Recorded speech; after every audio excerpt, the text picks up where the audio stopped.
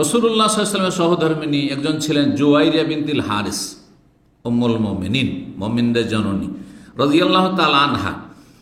তিনি বলছেন যে একদিন ফজর পড়ে আমার বাড়িতে নবী সাল্লাল্লাহু আলাইহি ওয়াসাল্লাম বের হইলেন। খারাজা মিন ইনদিহা বুকরা, সকালবেলা ফজর পড়ে তার বাড়িতে ঢুকেছিলেন, আর তারপরে একটু দেখা করে তারপর বেরিয়ে চলে গেলেন। হিনা সাল্লাহ সুবহা, ফজর পড়ে। ওয়াহিয়া ফি মসজিদে, সেই সময় তিনি ফজর পড়ে তার মুসাল্লাতে বসেই ছিলেন, জিকির আজকার করছিলেন। সুম্মা রাজা বাদান আধা, তারপরে দোহার সময়, চাস্তের সময়, অর্থাৎ পূর্বাহ্নের সময়। পূর্বাহ্ন বলা হয় দুপুর আর আপনার সূর্য ওঠার সময়ের মাঝামাঝি সময়টা, 8টা থেকে 10টা, এই সময়গুলো হচ্ছে পূর্বাহ্ন, দোহা। হ্যাঁ, অদোহা ওয়াল্লাইলি ইযা সাজা, দোহা। জি, এই সময় এই নামাজ পড়া হয়, সেই জন্য এই নামাজকে সালাতুদ দোহা বলা হয়। আর আমাদের দেশে ফার্সির প্রভাব বেশি, দোহা মানে হচ্ছে চাস্ত ফার্সি ভাষায়, সেজন্য চাস্তের নামাজটা বেশি বুঝে মানুষ। যদি বলা হয় ওইটাই বাংলায় বললে পূর্বাহ্নের নামাজ বলতে হয়, কিন্তু পূর্বাহ্নের নামাজ যদি বলেন তো হা করে তাকা হয়ে যায়, কি বলছে রে, হ্যাঁ, অথচ নিজের মাতৃভাষা, ঠিক কিনা? আর সালাতুদ দোহা বলে ওটাও বুঝে না, ওটাও বুঝে না, আরবিও বুঝে না, নিজের বাংলা ভাষা ওটাও ঠিক করে না, ও ফার্সি শিখব। ধর্ম করলে ফার্সি দিয়ে ধর্ম করবে, তাহলে খাঁটি ধর্ম পাবে কি করে? মুশকিলটা তো এখানে। তো যাই হোক, ফিরে আসলেন সেই চাস্তের সময়, বসেই আছেন, জিকির আজকার করতে আছেন মুসাল্লায়। তখন বললেন নবী মাজিলতি আলাল হালিল্লাযী ফারাকতুকা আলাইহা, এখন ওই অবস্থাতে বসে আছো যে অবস্থায় তোমাকে দেখে আমি বিদায় নিয়েছিলাম এখান থেকে? কালাত নবী, হ্যাঁ আমি জিকির আজকার করতে আছি। ফাকাল নবী সাল্লাল্লাহু আলাইহি ওয়াসাল্লাম, নবী সাল্লাল্লাহু বললেন যে তুমি এতক্ষণ মেহনত করলে, 2-3 ঘন্টা হয়ে গেছে। সকাল যদি ভোর, আজকাল 4টে হয়ে যাচ্ছে, চিন্তা করুন তো, 4টা-5টা থেকে যদি ধরেন আপনি 8টা-9টা, হ্যাঁ হয়ে যাচ্ছে।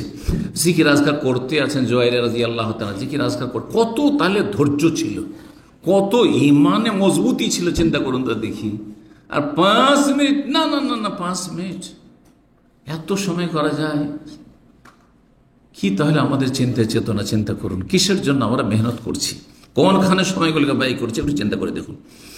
বললেন যে তোমার এখান থেকে যাওয়ার পরে আমি মাত্র 4টি বাক্য পড়েছি, আর বাকালে মাত্র সালাসমা, 3বার করে, 4টি বাক্য 3বার করে পড়েছি মাত্র, বেশি নয়। লাউ ওজেনাত বেমা কুলতে মনজুলিয়াম, আজকে ফজর থেকে বসে মশালে যত জিকির আজকার পড়েছো, তার সাথে যদি আরেক পাল্লায় ওজন করা হয় আমার এই কয়টি বাক্য, 4টি বাক্য কভার করে 3বার করে মাত্র, লা ওয়াজানাত হুন্না, তাহলে তোমার ওই জিকির আজ দীর্ঘ সময়ের কয়েক ঘন্টার জিকির আজকারের চাইতে বেশি ওজন সহি হয়ে যাবে আমার এই জিকির।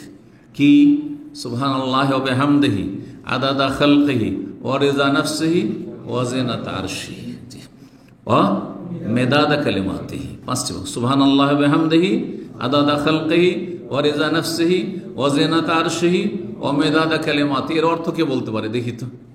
কারণ জিকির শুধু করেছেন, অর্থ বুঝছেন না তো আপনার জীবনে এর প্রতিফলন ঘটবে না। হ্যাঁ, আপনার কলবের পরিবর্তন আসবে না, আপনার আখলাক আমলের, আপনার ইমানি পরিবর্তন, উন্নতি সাধন হবে না। শুধু এখানে আপনার জিকির থেকে গেল, এটা যথেষ্ট নয় মানুষের জীবনের সংশোধনের জন্য, মানব জীবনের সংস্কার সংশোধনের জন্য বুঝে সুঝে জিকির আজকার করতে হবে, অত্যন্ত গুরুত্বপূর্ণ বিষয়। সুবহানাল্লাহি ওয়া বিহামদিহি, হ্যাঁ সুবহানাল্লাহি ওয়া বিহামদিহি, আল্লাহর প্রশংসা করছি, তার তসবিহ করছি বা গুণগান করছি, প্রশংসা বিজড়িত। হ্যাঁ, আদাদা খালকিহি, তসবিহ আদাদা খালি, এটাকে এর সাথে লাগিয়ে নেয়, সুবহানাল্লাহি ওয়া বিহামদিহি, আল্লাহর প্রশংসা বিজড়িত তসবিহ করছি তার সৃষ্টির সংখ্যা পরিমাণ, কতটা পরিমাণ?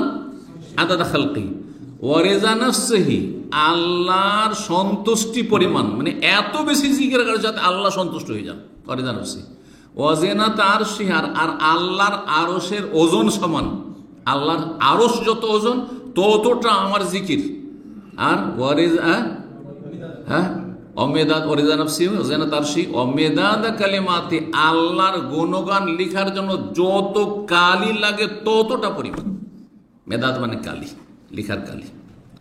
তাহলে 4টি বাক্য বলতে, সুবহানাল্লাহি ওয়া বিহামদিহি আদাদা খালকিহি ওয়া রিজা নাফসিহি ওয়া জিনাতা আরশিহি ওয়া মিদাদা কালিমাতিহি।